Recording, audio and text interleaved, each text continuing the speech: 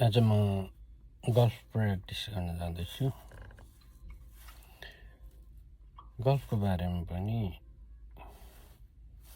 Video राख्नु यो भनेर आफूले जानेको कुरा, धेरै जानेको त छैन, अलिअलि भयो, जस रमाइलो गर्नलाई मात्र, प्रोफेसनल होइन। म 7-8 वर्ष पहिलाबाट गल्फ जाने गर्छु, रमाइलोको लागि कहिले कहिले। अनि आज मैले भिडियो राख्न लागेको भनेको गल्फको सुरुबाटै। गल्फ ब्याग हो, अनि गल्फमा हुने क्लबहरू, आइरन, सेट, वुड, ड्राइभर आदि कतिवटा क्लब छन् मेरो ब्यागमा, त्यो देखाउँछु। त्यसपछि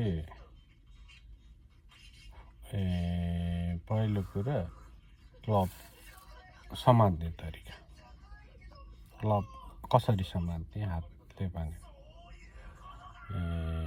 क्लब समात्ने तरिका मैले जानेको, अरूको त अब होला।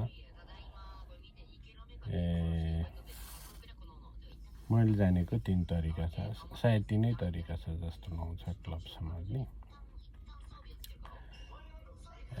इन्टरलकिङ, ओभरल्याप र 9 फिङ्गर डाउन भन्छ के हो, बेसबल स्टाइलले बेसबल खेल्दाखेरि बेसबलको ब्याट समात्ने तरिका। 3 तरिका हुन्छ, त्यो म अहिले देखाउँछु।